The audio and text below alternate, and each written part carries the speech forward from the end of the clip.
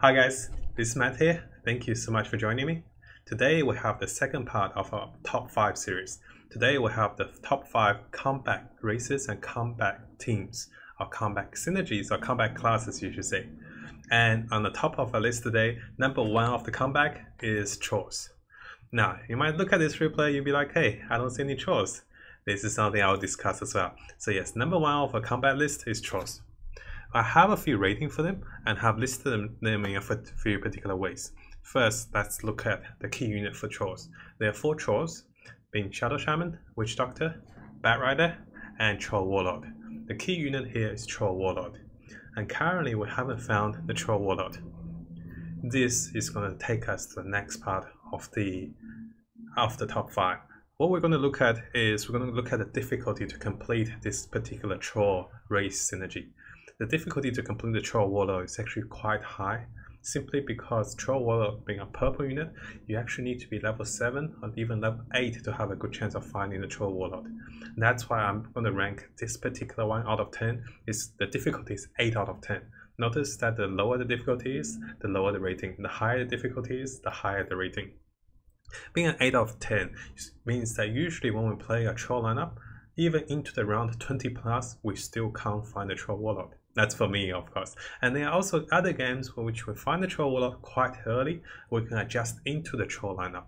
But most of the time, if you're doing a particular Troll lineup, you really need to keep it in mind that sometimes it happens you don't find the Troll Warlord, and then you need to adjust before you find the Troll Warlord. The second thing is, let's look at the actual combat rating. The combat rating for a Troll is quite massive.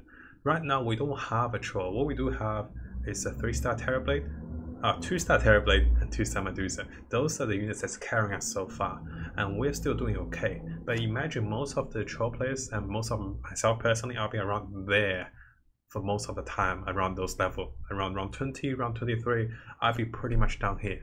And my biggest combat potential is Troll. So the comeback rating, so the ability to come back from the bottom to the top for Trolls is very high. It's actually about 9 out of 10 for me. So let's fast forward a little bit and let's see what happens. So we start to lose, right? Let's see what happens when we find the Troll Warlord. Should be very soon. I made this timestamp so I actually see the moment we find the Troll Warlord. Here you go. So, I actually skip it forward a little bit. So for this particular round, we found the Troll Warlord over here. Let's have a look how does this benefit us. And yes, I have been thinking of the units to adjust, because what we really want to plan is the moment Troll Warlord comes up, you really have to have a spot for it. Here I prioritized on minus armor with 2 undead, and I prioritized on the Deucer and Terrorblade as my main source of damage and control. Deucer is going to stun and Terrorblade does the most damage. Let's see if this is the case for the next round after this battle. This is actually the neutral round, but it's okay. We still have a look after this round. So while this round is happening, what I'm going to talk about is why is that it's such a great combat potential for Trolls, because Trolls gives buff to everywhere on the team. That means the more units you have on the team, the attack speed buff is very relevant. It's as if you give every single unit a Hyperstone. And we all know how rare Hyperstone is. If you give every single unit a Hyperstone, they attack faster, they do more damage, and also they will get mana faster. So the key thing about attack speed is gaining mana. And here, yes, I did plan to level up at round 26. Very consistent with what I discussed with most of my guys, that you want a level spike after the neutral round. And let's focus on how we can make this work. Notice I'm not giving a lot of damage items to the Troll because it's only level 1. If it's level 2, I'll do things differently. But because I have a Deucer here, I really want the Deucer to start her spells really quickly. And having more attack speed from the Troll buff really helps. Yes, the Conga went in, and this is a perfect example of something we're going to touch on, the human silence. So as you can see, everyone goes red and everyone goes berserk, and here Terrorblade is going to wreck into them. But unfortunately, this bear actually said no to Terrorblade. For 8 seconds, that bear disabled the Terrorblade. So after being disabled for 6 or 8 seconds, let's see what the attack is. Terrorblade is still on top of the attack, while Deuce is second. See, having the 4 Trolls doesn't necessarily mean you have to do damage with the Trolls. If you have enough lineup, what you can do is you can let other units like Shadowfang, Terrorblade, or even in the late game, you can have the Death Prophet to do damage for you. The Trolls enable them to attack faster and gain mana faster. That's why they are pretty highly rated for me as #1 with combat races and class.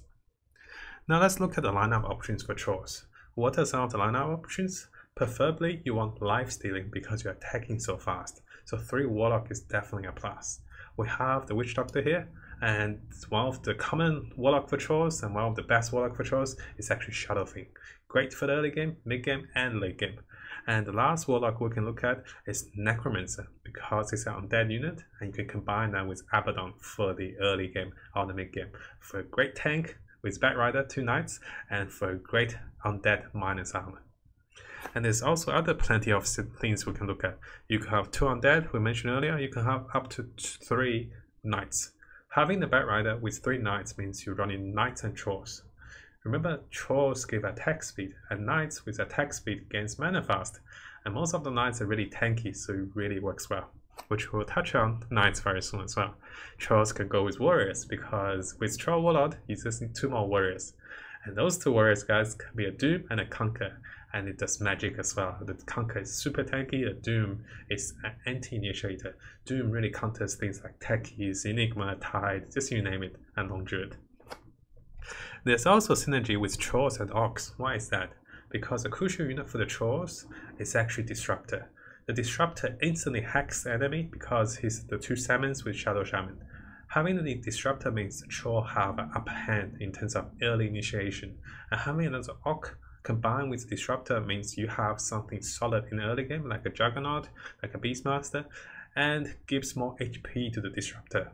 Having more health for the Disruptor, you can place him forward and watch him cast before the mages or before the enemy because he receives damage and he attacks faster with the Trolls. Now, so the main point for the lineup for the Trolls option is that you want something tanky. If you were to try something out of meta, out of just trying things, I wouldn't recommend trying something squishy like Trolls and Mages because one's physical and one's magical, and I wouldn't recommend trying Trolls and Dragons. I tried that personally a few times. It seems like we're too squishy. The Dragons are not tanky enough and the Trolls are not tanky enough.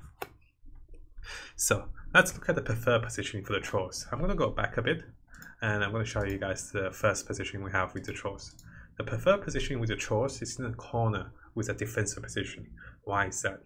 Most of the Trolls are actually here. We haven't found the Troll yet. Let me fast forward to the Trolls.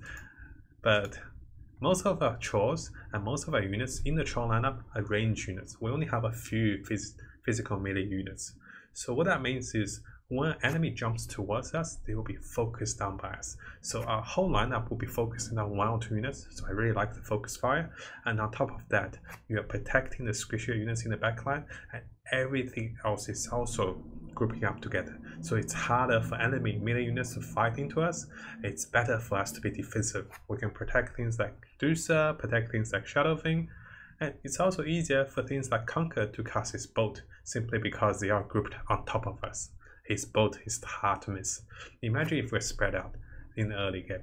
It tends to be enemy is going to focus us down, assassins is going to find us, and our Trolls are really squishy. So this is not only defensive but very offensive for the Trolls in this particular positioning. But what happens to the Trolls in the late game? Let me show you guys that as well. See, once the late game comes, this is one of my favorite positioning for the Trolls. 2 reasons why is that. One is that one initiator here, the initiator is a Conquer. Usually it's a Disruptor, simply how well it works with Shadow Shaman. The initiator is usually combined with something tanky unless I think Conquer is enough. Here I was worried about things like Human Silence, so I thought that the Abaddon can tank for the Conquer and help him up to avoid some of the Human Silence. Notice how 2 lines on the side at the far end while the Deuce is in the middle. This is to try to avoid a big massive AoE from one particular mage. So sometimes they will only hit the left corner or the right corner. And things like Enigma really punishes us if we keep going in a ball formation. If we just stuck here, we get hit by the mage, and before you know it, we get silenced by the mage, get hit by the Conquer Bolt, and we all die. So what I recommend Trolls to do is, before round 26 or maybe even earlier, you can stay in a ball formation. But afterwards, you want to spread out. And this is a perfect example of how nice we can spread out. Here's a little bonus for the trolls. So, notice in the early game sometimes trolls do fall off. I think a little nice thing is if you have early game items like something that gives mana but maybe not a voice though, maybe the 50% mana regen, and just give that to the Bat Rider, and sometimes you'll realize Bat Rider start to cast his spells faster, and when he casts his spells he increases damage. So Bat Rider is a physical damage dealer that doesn't need damage item, he just needs a bit of mana. So any little bit mana item can go a long way. And sometimes I even give a Void Stone to the Bat Rider in plans of selling this Bat Rider later to give it to the Deucer, to give it to the Disruptor, or give it to the Conqueror. Now the second thing as a bonus is that Witch Doctor is very underrated by most people. Even a 1-star Witch Doctor will stun 4 random units. And we all know how strong the stun is, because trolls just need a little bit of time to do damage. And if you can stun the enemy, it's great. And Witch Doctor is one of the key units to help us to finish round 30. I think we just saw that. So let me go back a little bit. So, trolls are excellent against round 30, which is considered by most people one of the hardest round as the neutral. So let's have a look. What's going to happen is Witch Doctor is going to attack fast with the trolls. And once he attacks fast, the coconut's going to bounce across the lizards, and they're not going to stand a chance against us. Most other lineup have really hard time with the lizards simply because they can't disable them. So the highlight here is the Witch Doctor and the Conqueror. We're following up, we're stacking a lot of stuns.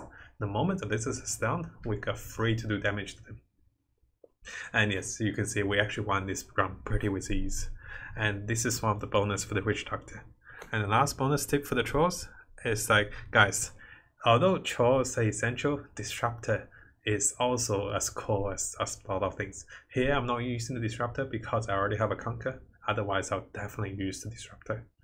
Because Disruptor does 2 things. He really counters mages because he can stand in the front line and silence the mages. He can instant hex a random unit. Sometimes you just need an instant hex on a crucial unit like Tidehunter and Medusa, and you'll be winning the round or defeating the enemy on their territory. So hope you enjoyed this troll, and let's go to the second top of the comeback list. Now this is the second race and combat class we're going to look at. Now you guys might be wondering, is this elves? But no, this is actually not elves, this is actually dragons. The second combat race and class, here I'll call them race because they're dragons. The second combat race is dragons. Why dragons? And why is dragons behind troll? There's a few reasons. Let's go through it. The first thing is we want to look at the core units for dragons. There's only 3 dragons compared to the trolls, so likely dragons should have a better time than trolls in finding all those dragons. You are correct. But there's a downside for the dragons, is that Viper and Puck, being 2 of the early dragons, are not very strong unless you have a synergy for them. For example, Assassin synergy or Elf synergy, because Viper and Puck are not the best damage dealers and they don't gain mana very fast. So without DK, they're kind of useless. Unlike the trolls, the Witch Doctor and the Shadow Shaman, even Bat Rider can do great work. And Bat Rider can fit into the Knights as well, which we'll touch on very soon. So, what is the comeback rating? So the comeback rating is the rating of us from the bottom coming back to the top. And I found this replay for us to examine that as well. The comeback rating for the dragons is quite nice compared to the trolls, which I give the trolls to be pretty high at 9. So here we have the comeback rating for the dragons at 8 out of 10.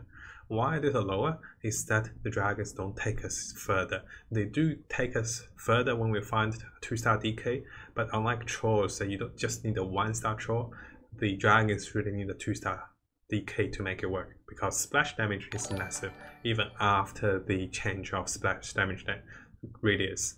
So actually AoE. So it used to be 75% splash, now it's 50% splash. So knowing the comeback potential, and also DK is very similar to troll. Sometimes you don't find the Dragon Knight that early, and because of that reason, so the comeback rating is not high. So this actually takes us to the second part. What is the difficulty of completing this combo? I will rate it 7 out of 5 for the difficulty. So 7.5 out of 5 actually. Higher difficulty means harder to find. So it's quite hard to find, and compared to the trolls, it is pretty much at the same rating. as to find, but I feel like sometimes troll warlords are harder to find than DK. Is it just me?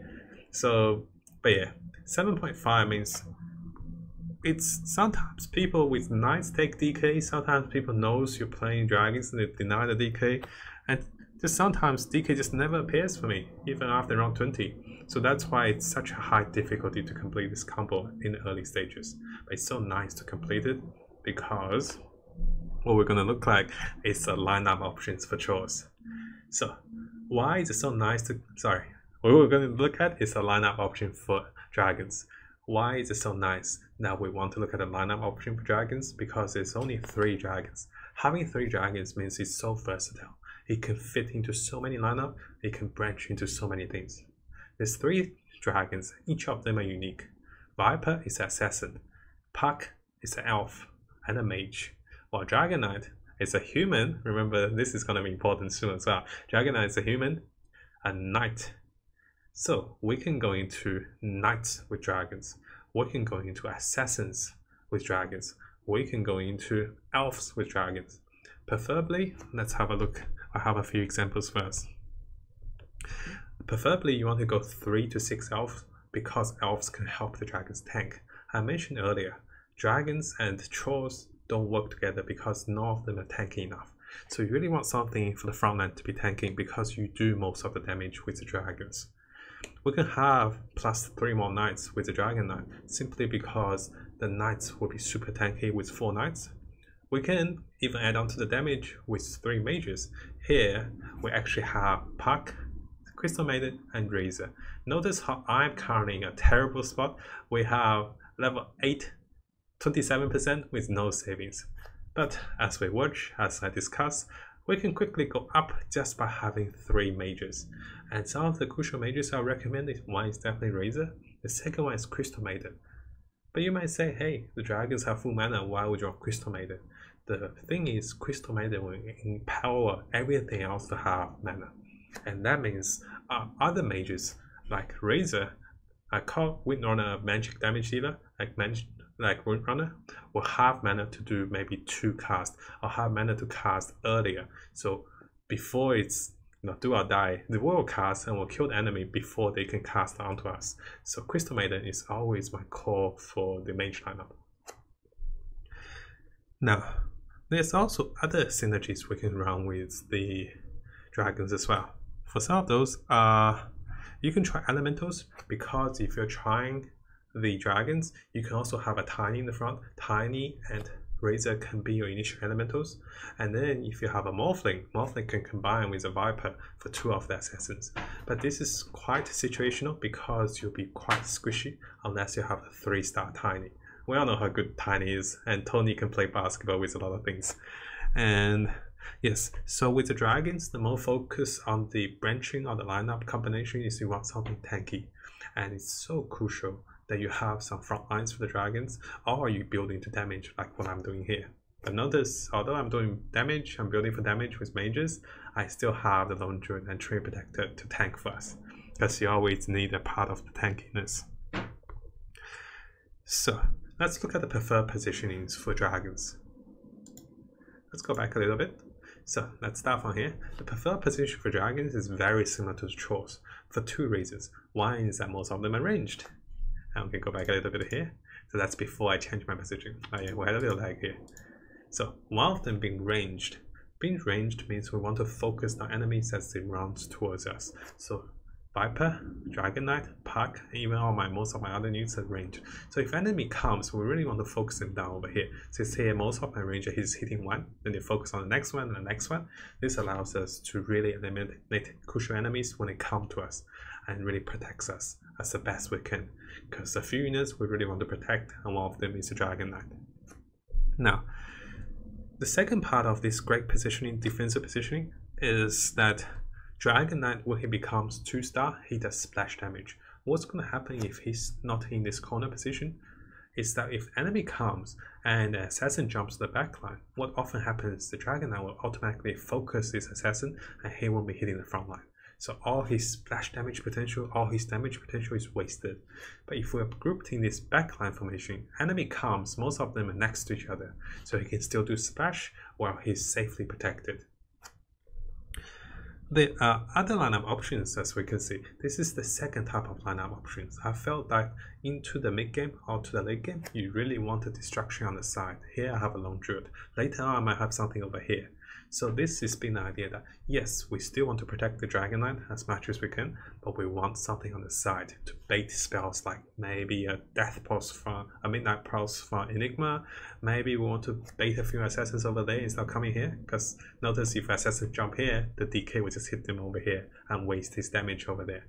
So we do want to spread out a bit, but for dragons you do want to protect your DK.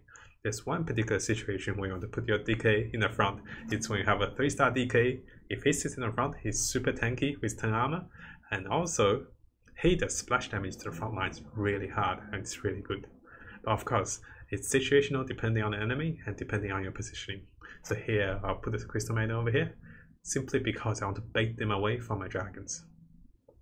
But then I decided to put Wiron over here. I was like, if she baits, then she doesn't cast a spell when she takes damage, but if Red Runner baits, she receives damage and she's going to cast a spell, which is going to be great for the mage lineup. Notice we also have 3 elves. This is the top thing about dragons, because you can combine into so many things because they're so versatile.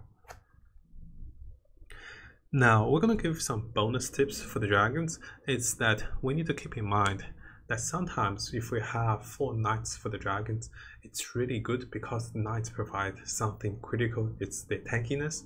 And for things like mages, we should always consider mages in a dragon lineup, because dragons, most of the damage is not coming from DK. It's coming from the Viper and coming from the Puck. And let's see, can we see the damage meter? So looking over here, the damage that was highest, although I have only 1-star DK though, Viper, Razor and Puck. And yes, I do have a mage lineup right now, so that's why I feel mage is quite critical with the dragon lineup. The dragons are almost magic warriors compared to physical damage dealers like DK. DK is great, but there's just too many things that has mana, has physical defense. So things like warriors, things like goblins, well, mage will cut right through them if they don't have a particular defense like magic defense from Nagas. And that will be the conclusion for the second highest comeback potential race and class. We're going to go to the third one right now, guys. This is the third class and race I think that has the best comeback potential. And you might have seen it, you might be still guessing. Let's have a look. The third one we have is actually knights for number 3.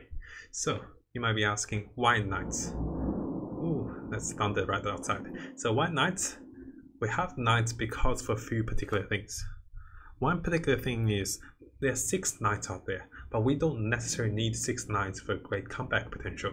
We just need 4 of them. So unlike our first 2 top ranking class and combos, we don't need the Troll Warlord, we don't need the Dragon, the DK, we don't need a crucial piece. So notice here I found my 4 knights really early, and I was fortunate enough to find a 2-star Abaddon in round 9. That's really nice and really nice.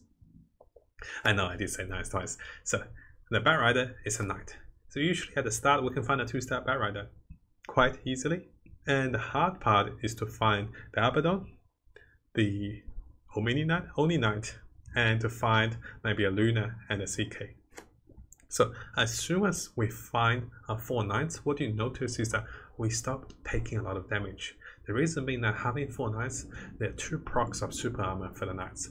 And the 2 procs of super armor, what that does is every 3 seconds, the game is going to check and give you a random ING check. If you pass the check, if you're lucky enough, you get 1 stack of super armor. Super armor increases your armor of each of the knights by 75%. That's magical and physical.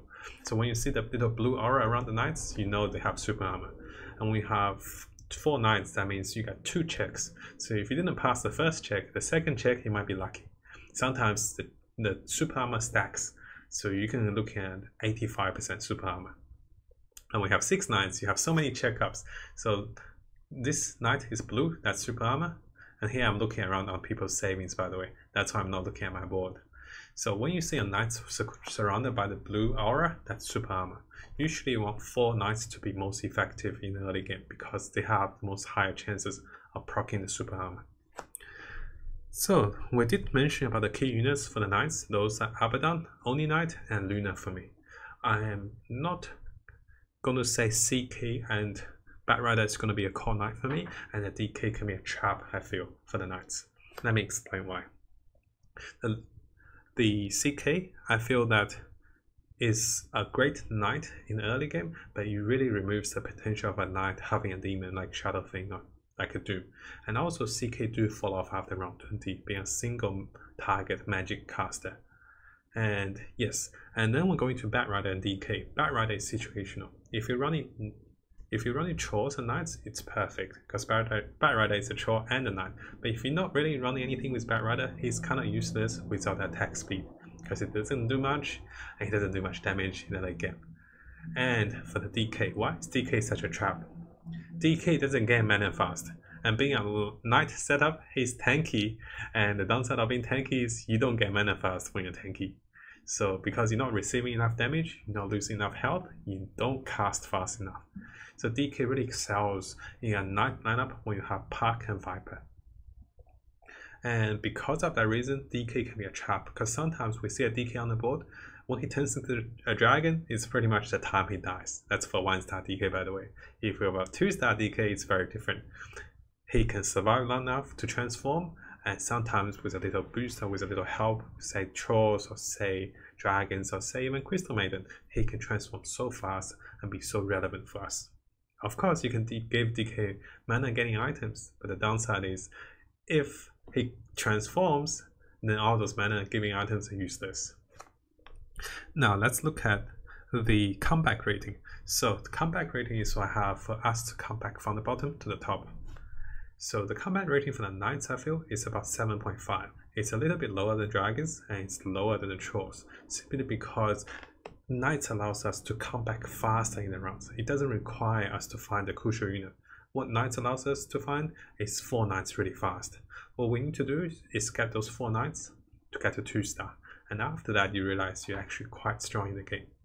And notice how sometimes when we look at the replay, I'm not particularly down in the bottom, because if I'm playing a strong comeback potential class and all of a sudden I find my critical units, I don't need to come back anymore. I'm already on top. So other than coming back, I'm actually winning even further because I'm winning with a strong comeback class. And if I'm winning, I win further with a strong comeback class. So let's look at the degrees of completion for the combination. I mentioned earlier, it's very easy to complete the knights. That's why I'm going to say the degrees of completion is 6 out of 10.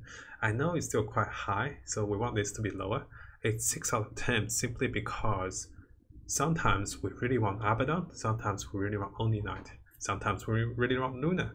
So because of that, the combination potential, yes, you can have Luna, Chaos Knight, Batrider, and just one other Knight. Yes, that's great. But to have the perfect 4 Knights, I feel you really need only Knight and Abaddon. After the comeback and the difficulty, let's look at the lineup options. What are the possible lineup for the Knights? One of the top lineup for the Knights, as you guys can see in the replay here, it's Chores. Simply having Batrider as a Chore as a Knight, it's perfect. And Chores give Knights the much needed attack speed. To not saying they will do a lot of damage, but rather they will tank for the Chores and they will gain mana faster by attacking faster. And other than the Chores, there are some other great ones for the Knights. One is the Dragon we mentioned earlier, one is actually a Mage. And the other one is being Undead. Let me explain why Mage and why Undead.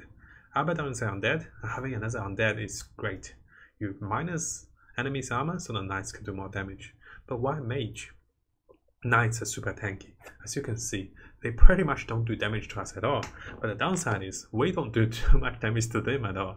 But having Mage is a perfect balance because this is something I'll touch up soon as well. Because most mages are humans and most knights are humans. Hiddenly, not only do you have great damage with Mage, you also have great mana regeneration with CM. You also have Keeper of the Light, Dragon Knight, Only Knight, and CM for 4 of the humans. Those are the unspoken heroes that actually silence the enemy, and that's great work for us, which I'll touch up very soon on humans. Now, there are also other things like Enigma that can provide much needed damage, and we do want to find Enigma as Knights because the Enigma is our biggest counter. So what do we do when they counter us? We take them and we use them. We don't let anybody else find them. And let's go into the positional. Positional suggestions or positional options for the knights are pretty unique. So here I'm actually protecting around 15 from the wolves. Notice I'm putting my tankiest unit in the back line and the squishy ones in the front line. So those are the typical wolf lineup. And let me show you the positioning for the knights. I feel like in the mid or in the early to mid game, knights wants to be in a side positioning instead of the defensive and offensive positioning. Knights wants to be side positioning because this best use of the tankiness of the knights. All my knights in the front on the side position, and it allows the backline to focus fire whoever comes to the knights. Of course, we died here because they pulled us in and they had a better focus fire. But usually with the side positioning, let's go back a bit.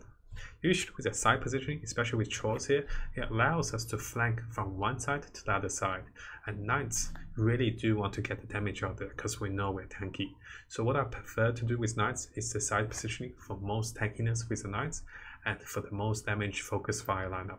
If we're back here, what's going to happen is some of the knights going to run off and some of the rest of the units are just going to not do enough, I feel. Here we get the most engagement, but not with the most risks to be in the middle with offensive positioning. And let's see what happens when we go into late game with knights. What are some of the positioning for late game? I think we'll get to it very soon. So here, we start to spread with knights. And here, particularly because we're trolls, we still want to be in a defensive positioning. And very soon. Actually, we never changed position on this late game, did I? So what I want to mention is, let's go over here. Yeah, I should have checked the positioning on this particular replay because we're actually having a good time and we actually were not losing. We didn't change the positioning, but let me just go through with the positioning for the knights. It's very similar to the trolls, how we position it. So the knights can be spread out simply for two particular reasons in the late game. One particular reason is no one was running Enigma in this game. Well, the greatest counter I mentioned earlier is Enigma. Because no one is running Enigma, we can afford to be still in this position. But if someone runs Tide, Enigma, and Dota, you really do want to spread out. So Enigma doesn't cover and kills everything together. The second reason to be spread out is that you want to avoid initiators like Disruptor, things like Conquer with a boat, so you do want to be spread out. For this particular game, I didn't have a need to spread, and I didn't really lose to a big lineup. And what I was losing was things like those that tends to compete with how much damage I can do and how much damage they can do. And ideally, after round 26, you want to spread out similar to the trolls, so something on the left, something on the right, and something in the middle as your initiator. And notice here, we don't have an initiator. We don't have a disruptor because we're troll knights. And we don't have initiators like Dusa. We have a Tide, yes, but the Tide is protected by the knights in this formation. Now let's look at some of the bonus tips for knights. With 4 knights, we can run knights with a Crystal Maiden. Why is that? Because knights don't do much damage, knights don't receive much damage. They don't get mana fast enough.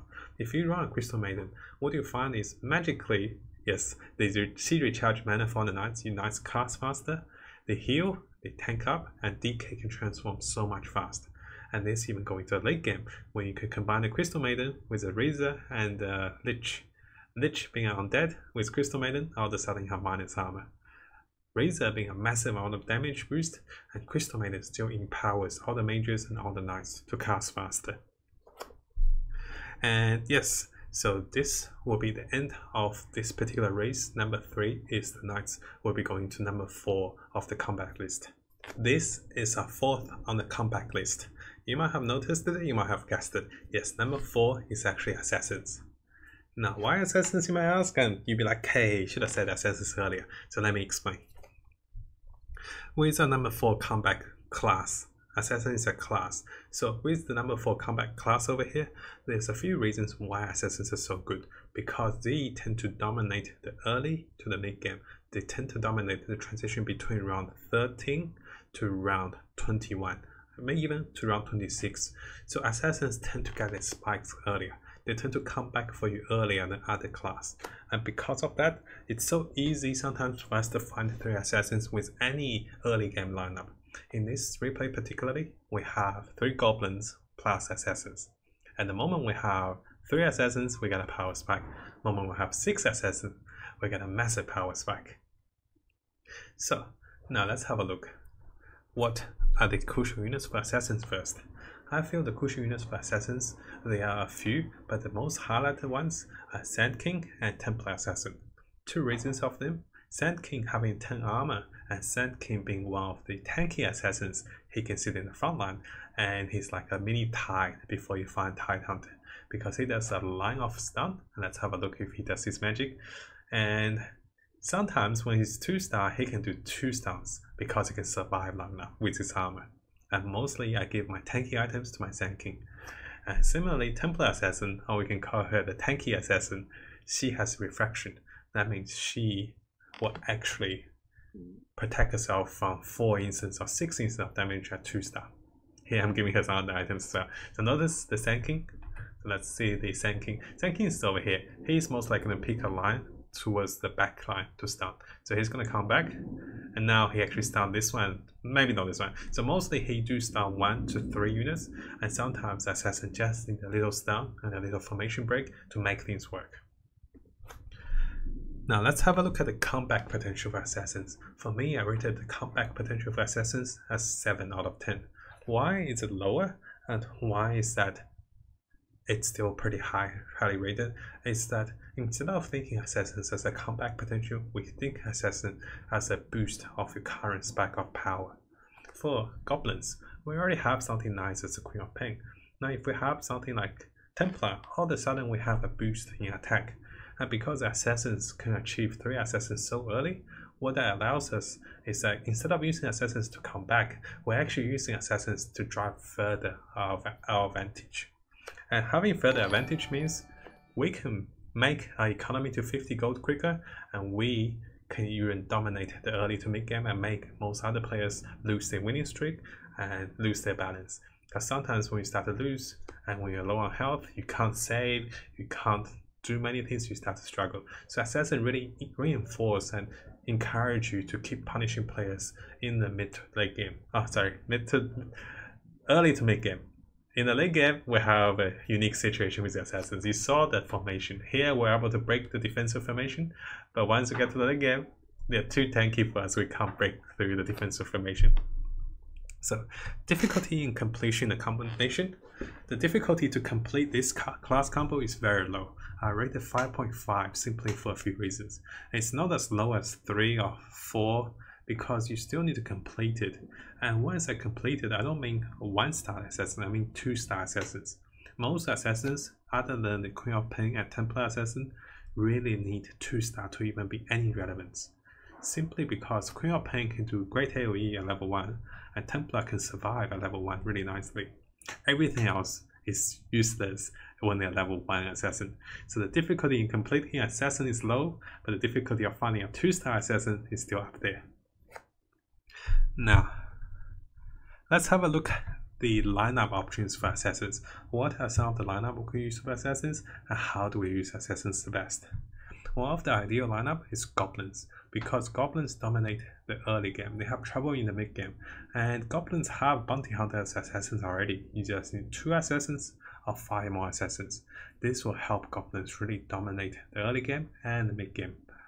But there's a little downside, is that goblins will fall off eventually. You really do want to transition out of goblins once you get to the mid to late game. Undead is very nice for assassins. Having 2 undead amplifies enemies' damage taken by about 17% physical damage. And most of the assassins are physical damage dealers. There's a comparison is someone asked me, is it better to have a beast or is it better to have undead? My answer was to have better to have undead. Although it's easier to find a beast because you already have a Sand King, you just need another beast. What I answered was you can have 2 undead and 1 lone druid. That means you have beast and minus armor. Why is it better to have minus armor compared to having more damage? Is that damage will be reduced by armor. So damage are reduced when you hit the enemy, but armor deduction is amplified damage that is not reduced by armor. And also you only do 10% additional damage with beast, but you do 17% amplified damage with minus armor. So what are other things we can run with assassins? You can run mages. Surprisingly now, if you have Queen of Pain and Morphling, you actually does a decent amount of magic damage. So you can run 3 assassins being Queen of Pain and Morphling. You can just have the last assassin as Templar, using her as a tank in combination of Crystal Maiden, because Crystal Maiden gives mana and Templar with Crystal Maiden are like besties. So basically it's like Templar assassin with lots of items of mana generation, and she doesn't do much damage, yes, but she can still critical hits. You can also try Elemental assassins. Elemental being the Razor with the Morphling, or even a Tiny in early game. A 2-star Tiny can do magic by stunning enemies, and it's really fun to try it out. So in the early game, from round 4 to round about 12, a 2-star Tiny is very relevant because most people are using melee lineups, and you just watch the Tiny stun them as you go. You can also try Elves with Assassins, or even Naga with Assassins. Having 2 Elf Assassins, being the Phantom Assassin and Templar Assassin, trying it with Elves, it's really strong just having 3 Assassins. You have the Phantom, you have the Templar, which are great damage dealers and really survivable when you have 6 Elves. Now, what do I mean by Nagas? What do I mean is that we have a Slug already. We keep the Slug, and our goal is to have another Naga. Not the Slaughter, but rather we want a Tide or a Deucer at minimum. We want a 2-star Tide or a 2-star Deucer. 2-star Tide is a dream come true. A 2-star Deucer is very nice as well.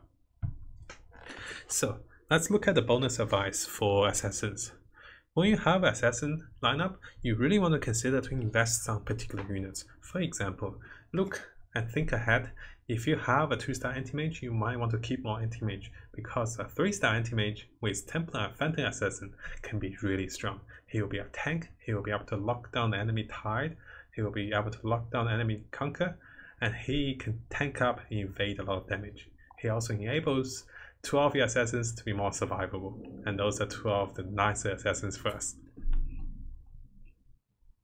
Now, second thing is, as a bonus tip, how do we optimize items on Assassins? Usually there are 2 choices. One is that I want my Assassin to do magic damage. That's when I give items to Queen of Pain. Second thing is I want my Assassins to do physical damage and to be surviving like this one. Then I'll give my items to my Templar Assassin for a chance of her surviving. But if I'm doing that, I really want to give her some form of evasion in terms of an extra health. So this will be the end for this particular Assassin highlight. We'll be going into the 5th comeback race and class. This is number 5 of our top 5 comeback race and class. And number 5, some of you have said, some of you have noticed, some of you might have not. This look like mages, but this is actually not mages. This number 5 for the top comeback race is actually humans. Why humans, and why do we have humans on the 5th position, not higher? Is that because humans don't do damage, but what humans does is something magical. They will automatically attack and silence the enemy. Notice how here we have Lina, Crystal Maiden, and Keep Our Light positioning on different sides, so they have a chance of attacking different enemies. This I'll touch on with the positioning. So let's have a look. We're going to auto attack, we're going to silence this unit and this unit. That means even after the silence with the disruptor, they will be silenced. This silence lasts for 4 seconds, and it's very relevant. For me personally, I feel that half of the time I face a human, I get instantly silenced no matter how many humans I have, and my unit's gone. So having a silence on unit in the late game means this unit is pretty much useless.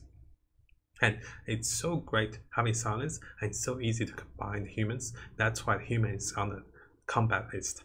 But human is not very high on the comeback list because humans don't do damage. It's very passive with the silence, and because of that, sometimes you can't rely this to come back for you very nicely. It's more like those RNG things. When it happens, you'll be like, oh, I'm so glad I silenced that Tide. I'm so glad I silenced the launcher. But if it doesn't happen, you're like, oh, I wasn't expecting it.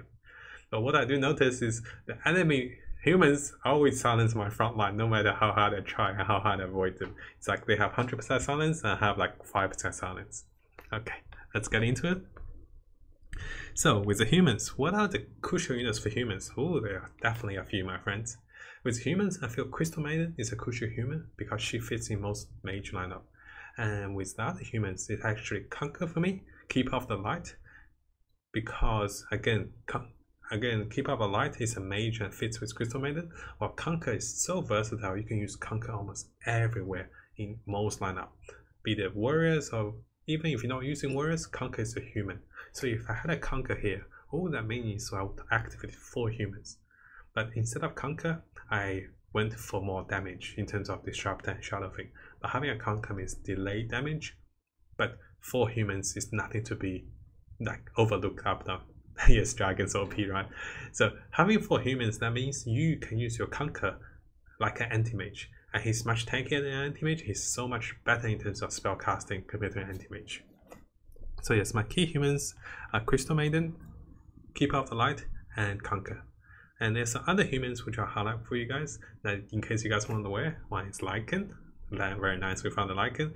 The other one is DK, so that's Dragon Knight. Why Dragon Knight, why Lycan? Is that sometimes when you're playing Knights and sometimes when you're playing a Beast, having another human means all of a sudden you activate your Dragon Knight and your Lycan's potential to automatic silence enemy. I remember one game, my Tide was silenced by a Lycan for 8 seconds. 2-star tie, by the way, guys. And then I lost that round and lost the game because of that. So let's go to the next one. Let's look at the comeback rating for humans. I rated this one as ING out of 10. It can be 100% out of 10, it can be 20 out of 10, 100 out of 10 if you automatically silence the enemy right away. But if you do not, what's going to happen is it just does nothing. It's 0 out of 10 if it does nothing. So it's either 100% lucky or no, it does nothing. So it's really ING rated. So it's really how much positioning and how much care you put into your human positioning. Now let's look at the degrees of completion for the humans combination. The degree of completion for humans, I feel is very low. It's so easy to find humans and people often overlook the humans. So what that means is I rated 3 out of 10 for the difficulty of combination for humans because it's so easy to find humans. It's like I'm not even aware I have 2 humans. I'm not even aware I have 4 humans.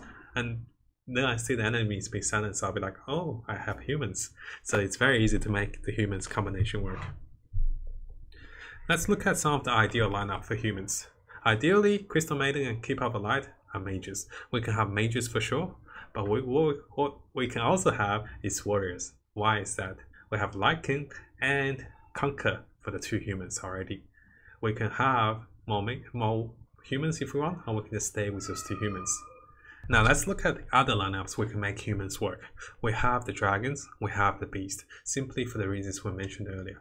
We have the Dragon Knight, we have the Lycan being a dragon and a beast. That means you just need one more unit, like a Crystal Maiden.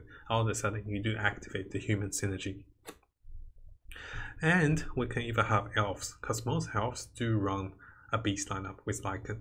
And sometimes having a Crystal Maiden or something like a Keeper of the Light or elf lineup is okay. This is only for intermediate exchange, but once you have the humans, we really should be aware of the human potential to do silence. After looking at the potential lineup, let's look at the preferred positioning for humans. And something I really want to touch on, simply because I feel like most humans can be utilized and used very effectively if you position them properly. Now we did go over here a bit. So what's happening here is I'll be adjusting the human positioning on top of the mage positioning. So notice how a few of my humans are spread out. So this means there's a high chance of each humans attacking different units. So there's a high chance of them silencing each of those units, or there's a chance of at least one of them getting one of the silence. I don't want my humans to stack up and hitting one human. Yes, that increases the chance of silencing, but that also means increase the chance of me doing useless silence on the same unit. Here, we're hitting 2 units and both of them have been silenced. This feels to me is better than actually silencing 1 unit for extended time as well. And what are the other positionings? Usually humans are really squishy, except the Conquer. So range humans, you really want them to be in the back line with a variety of silence in different units, while the front line, if you have a Conquer, you place him where the Ogre is or where the Disrupt is, for his best chance of auto-attacking and for his best chance of silencing and taking damage. Now that we look at the positional bonus and positional options, let's look at some of the bonus advice for humans. So humans are quite underrated and not often noticed by a lot of people unless you get silenced by a human. That's when we notice. We'll be like, oh my god, humans so OP. Why are they silencing me for so long? And when that happens, we tend to like see it as our bad. See, we silenced the Shadow Thing here as well, but we just killed them really fast.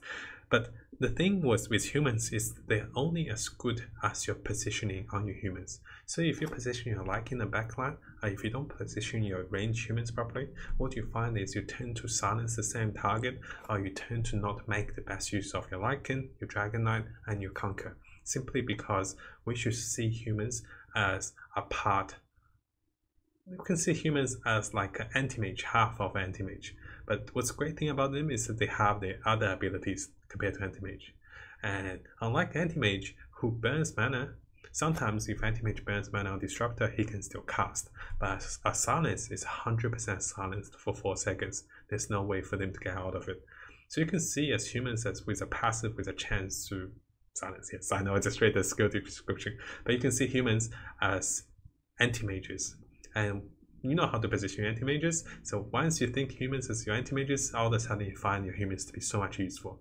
And sometimes when you don't have anti-mages, human is your best bet in a late game to do magic.